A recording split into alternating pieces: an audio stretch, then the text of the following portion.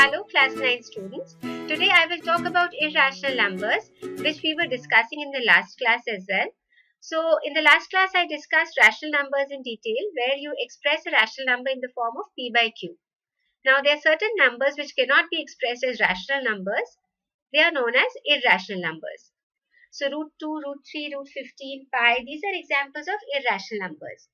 Now if you try to find out root 2, then you will see that you can keep taking out numbers to whatever precision you want, and this will never end. And you will never get a pattern which repeats itself also. So these never-ending numbers are known as irrational numbers. Now it's very difficult to express them on the number line, because otherwise you can just express all the other numbers on the number line very easily. So there's a certain method in which you can express these irrational numbers on a number line. So we will look at that. Now, irrational numbers were discovered by Pythagoras, and he proved that root 2 is irrational. So the proofs of irrationality will be coming in class 10th. And right now you just need to understand that basically numbers which are repeating and they never end and they don't have a pattern in repetition are known as irrational numbers. So to be able to find out root 2, so you need to first revise the Pythagoras. So Pythagoras theorem, what does it tell you? It tells you that if I have a right angle triangle with sides A and B and the hypotenuse as C, then A square plus B square is equal to C square. This is what my Pythagoras theorem tells me. So we will use this to find out the representation of irrational numbers on the number line. So how can we do it? Suppose I want to find out root 2. So I know that 2 is equal to 1 plus 1. Now I can write the number as the square of its square root. So this is also possible. So each number I express as the square of its square root, which is the number itself. So right now if you see this, what are you getting? You are getting the hypotenuse to be root 2 and the sides to be root 1 and root 1, which are effectively 1 only in a right angle triangle. So if I have a triangle, right angle triangle, where one side is 1, the other side is 1, then my hypotenuse will be root 2. Similarly, root 3. Now I want to express this, so I can express it as square of the root. Now 3 is what? 2 plus 1. So I can write it like this. So if I have a right angle triangle with sides root 2 and 1, then this side hypotenuse will be root 3. Root 4 is already 2, so you don't need to find it out. Now root 5. So I could express this at root 4 square plus root 1 square. So I know 5 is equal to 4 plus 1. So that is why I derive this. Now the idea is to be able to break it into numbers which are perfect squares. So I know 4 is a perfect square. So root of 4 is actually 2. So it will be easy to draw in a. So using this concept, we could find out any numbers. So if I want to express 6, root of 6. So 6 I know is basically 4 plus 2. Then I could express them like this. So I'll make a right angle triangle with sides root 4 and root 2. And the hypotenuse would give me root 6. So this is the idea. Now let's see how we construct it.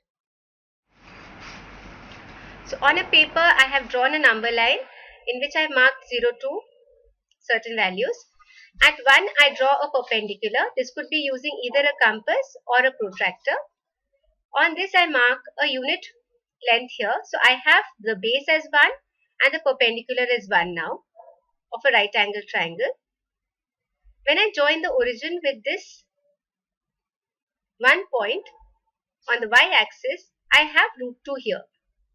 To be able to project this, I simply draw an arc. So since this is a circle, the projection on the number line will be root 2.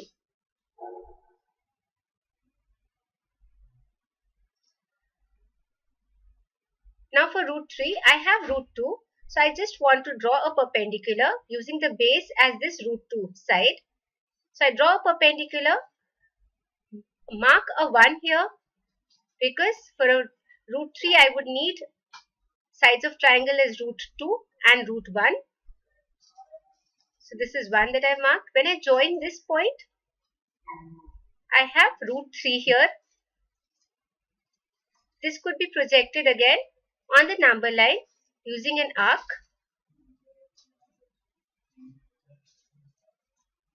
So my root 3 is now on the number line. Root 2 and root 3 are clear. You can do further on. So like suppose I want to construct root 5. So what will I do? I told you. So 5 is basically 4 plus 1. So I will express it as this. So now I want root 4 here and root 1 here, and I will get root 5 here. So root 4 is what? 2. This is 1.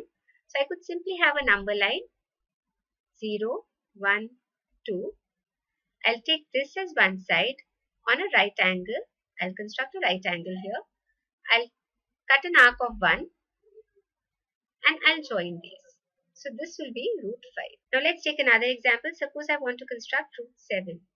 So I'll write 7 is equal to 4 plus 3. Then again express it as squares of their roots. So I need a root 3 and a root 4. Root 4 is actually 2. So for root 3, what will I do? I will take this 90 degrees, mark 1. So this is my root 2. Then again construct a perpendicular to this line. So now this is the base. I'll mark 1 here. So this will give me root 3. Now I have a root 3. So what will I do to this? I will construct a perpendicular and I will mark 2 here. So I'll take an arc as big as this, mark it here, and when I join this should give me root 7. And this can be projected using the compass. So this will become my root 7. Similarly for 11, I will break it up in such a part that this is a perfect square and this is 2.